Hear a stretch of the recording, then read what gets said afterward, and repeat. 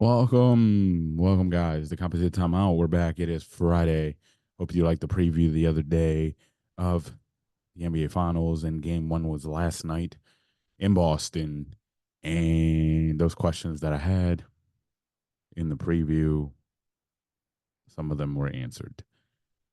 So we'll get right into it. Obviously, before I get into it, real quick, like, subscribe, share, comment. We really appreciate it.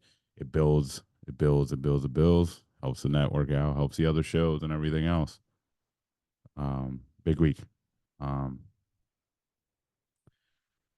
yes. So the game one. Um, honestly, there's not a lot to talk about. I will try to break it down as much as I can, but it wasn't much of a game even from the beginning. The Celtics came out and looked like the best team in the league, like they were all season. Like I said, they were. They're supposed to win this, and they look like it.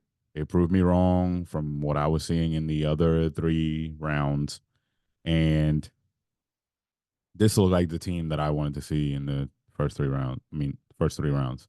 We saw it at times, but they've been the best team in the league all year, and they showed it. Porzingis back only played 21 minutes, but he did drop 20 points, 6 rebounds,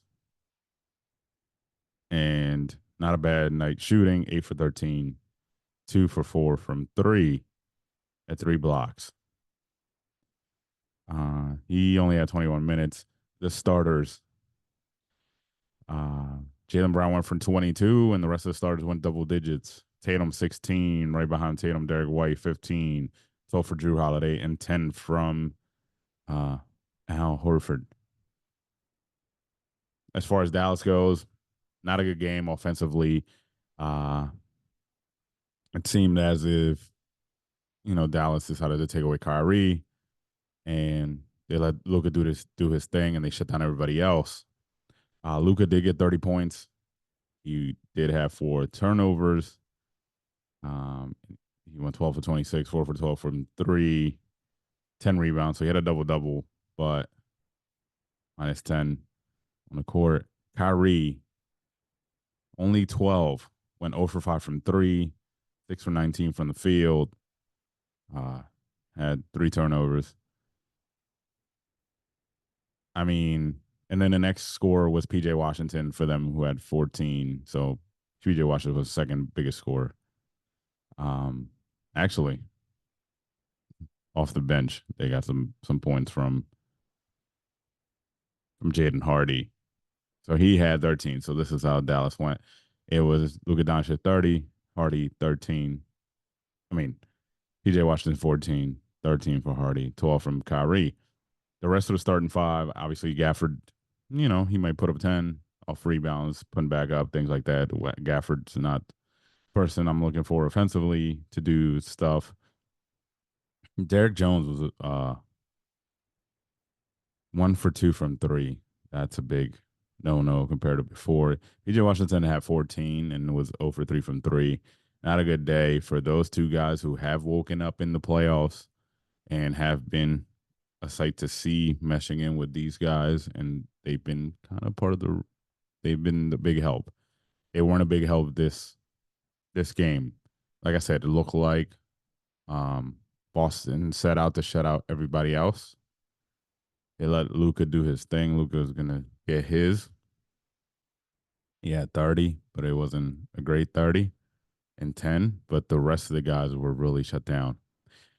If obviously Dallas has a few days, they don't play again until Sunday to rewind, look at the tape, set a new game plan and all that. But if the Celtics play like this, like I said, like they've played all year, being the best team in the league, this is going to be this could be a sweep. I hate to say it. It could be a sweep in the finals, if not 4-1, if Dallas doesn't get it together. I think Dallas has the potential, but I still think, like I said, overall, Boston has been the best team. Boston should win it, but I would like a better entertaining series, honestly. But if it's going to be like this every night, then I don't know um, how I feel about it. Other NBA news that was happening all day before the finals games. Lakers um, are zeroing in on Dan Hurley, coach for the back-to-back national champion UConn Huskies men's basketball team. After for weeks, it seemed like, and even a few days ago, it seemed like JJ Redick was the pick. It looks like it's not. Um, yeah. Commissioner Silver said that exploring expansion next on the agenda for the NBA. So that's kind of like the big news in the NBA. NFL. Um, there was a Chiefs defensive lineman who had cardiac arrest. The Chiefs stopped one of their minicamp practices the other day early because of that. Um, as far as everything else, it's just training camp news. I mean, mini camp news. Like I said, most teams are doing mini camps, and it's the last time they'll meet mandatorily before they have to mandatorily be back end of July for training camp. Um, yeah, nothing. Colts taking, being cautious with Richardson with a sore shoulder and things like that. So NHL, obviously, game one of the Stanley Cup Finals is Saturday. We did preview that on Puck Talk. Go head over there and check that out and see, get that going. MLB, not much going on after the suspensions. Uh, Last night, Juan Soto has been having a great year for the Yankees. Left the game early and it's gonna have test on his forearm. So we'll see how that goes. You know how I feel. I'm a Yankees fan, guys, and I'm and like that. White Sox, doing so bad this year. They lose the franchise award 14th straight game, and there was a big, nice duel a couple nights ago between Otani and Skeens. Otani did go deep and won at bat, but Skeens got him the first time around. So yeah, step away from the American sports. Big month at the end of this month, especially middle of it, end of it. Big soccer month. Not only do we have Friday, June 14th, the Euros kicking off. Big tournament, European Championships, for those who don't know, just to break it down. UEFA Euros, that's on Friday the 14th. So we'll talk more as that goes. And then we have in America, the Copa America is being played, and that starts Thursday, June 20th in the States. Man, big, big time soccer, big time soccer coming up. The regular seasons are done in all the leagues, and now it's Euros. And then for some of these guys, probably the younger crowd, younger guys of some of these teams, there is the Olympics as well. So big summer for soccer, and then right back into the season. These guys never take a break. I mean, come on. But yeah, that's what's going on. Formula One does come back this weekend.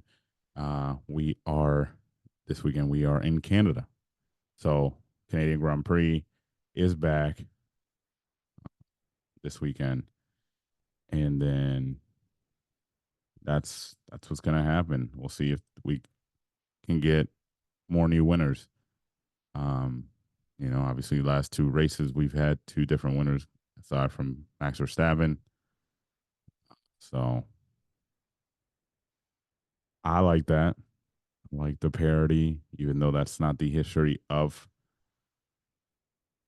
Formula One. Usually somebody does dominate for a little bit, then we have like a quick gap, and then somebody dominates again.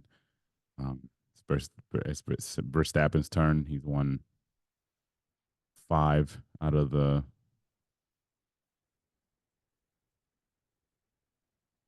eight races. Um, Lando Norris won in Miami. Charles Leclerc won in Monaco in his home race, the last race, and then Sainz Carlos Sainz won in Australia. Canadian Grand Prix is next. We'll see if anything is changing and if those guys can keep putting on the pressure on Max. But hey, Stanley Cup Finals, NBA Finals, we're in the thick of things. Baseball's still going on. Soccer starts next week, which I'll get into a little more as it gets closer. But we'll be here. Competition Timeout, Buck Talk, uh, the Roman Nando Show. Tune in, like, share, subscribe, help us out. We want to keep putting out content and quality content for you guys, and all that will help. Also, the return of the Throne Bros this week. Be on the lookout for that. Game of Thrones fans. The 3 Hour Raven is back. For that, I'll say peace.